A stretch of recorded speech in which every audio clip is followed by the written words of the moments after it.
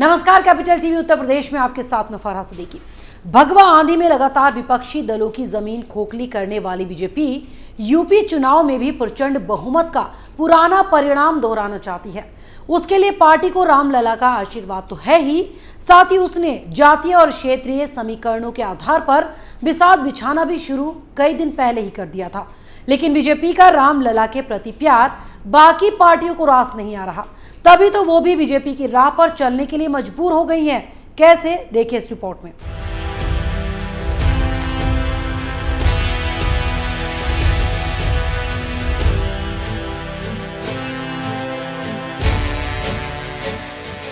राम मंदिर जो आजकल उत्तर प्रदेश की सियासत का सबसे बड़ा सियासी मसला बना हुआ है, ठीक वैसे ही जैसे 1989 से लेकर 1992 के दौरान मंदिर आंदोलन के उभार के दिनों में था। तब मंदिर मस्जिद की लड़ाई चल रही थी, इसके लिए आंदोलन हो रहे थे। और आज जब रामलला के हक में 9 नवंबर 2019 को ही सुप्रीम कोर्ट का फैसला आ चुका है, जब मंदिर आंदोलन की जरूरत नहीं रह गई है, तब मंदिर मस्जिद को लेकर किसी तरह की राजनीति का कोई वजूद नहीं रह गया। तब भी रामनगरी राजनीति के केंद्र में है। वैसे तो राम मंदिर पर सुप्रीम कोर्ट का फैसला आए 2 साल होने को है, लेकिन अभी भी कुछ लोग ऐसे हैं जो राम को बदनाम करने में कोई कोर कसर नहीं छोड़ना चाहते।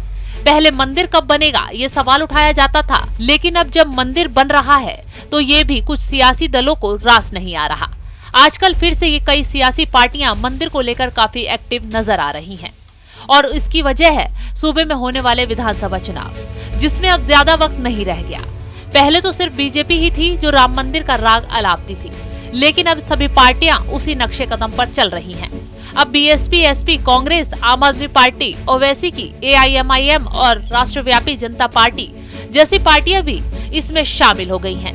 वैसे तो बीजेपी रामनगरी को लेकर जरा भी गफलत में नहीं है, लेकिन बाकियों का क्या, ये कुछ कहा नहीं जा सकता। लेकिन मार्च 2017 में शपथ लेने के बाद मुख्यमंत्री योगी आदित्यनाथ ने 4.5 सालों में करीब 27 बार अयोध्या का दौरा किया।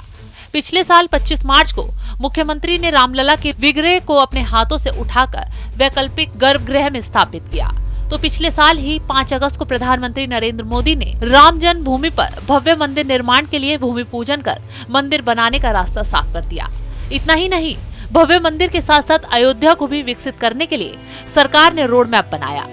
लेकिन मंदिर से मिली बीजेपी की बढ़त को रोकने के लिए बीएसपी भी कमर कसकर अयोध्या की तरफ दौड़ती नजर आ रही है। जब 23 जुलाई को सतीश मिश्र ने रामनगरी के मुहाने पर न सिर्फ ब्राह्मण सम्मेलन के जरिए रामलला के प्रति अपनी श्रद्धा दिखाई, बल्कि उन्होंने खुद को बीजेपी से बड़ा राम भक्त बताने की कोशिश की। कुछ ऐसा ही दावा पिछले दिनों रामनगरी पहुंचे कांग्रेस नेता और कांग्रेस घोषणा पत्र कमेटी के चेयरमैन सलमान खुर्शीद ने किया, जब उन्होंने श्री राम के मानवीय आदर्श और अयोध्या की साझी विरासत के प्रतिनिधित्व का दावा किया। तो 23 अगस्त को ही सपा नेता धर्मेंद्र सोलंकी ने सरयू के साथ कुछ खास मंदिरों का पूजन किया।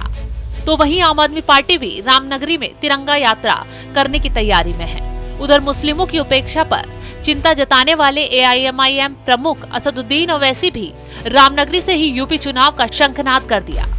यानी जैसे जैसे चुनाव नजदीक आ रहे हैं, वैसे वैसे सभी पार्टियों को राम की याद सता रही है। कभी राम मंदिर के मुद्दे पर बीजेपी को घेरने वाली सियासी पार्टियां भी अब रामलला की शरण में जाने के लिए मजबूर हो गई हैं।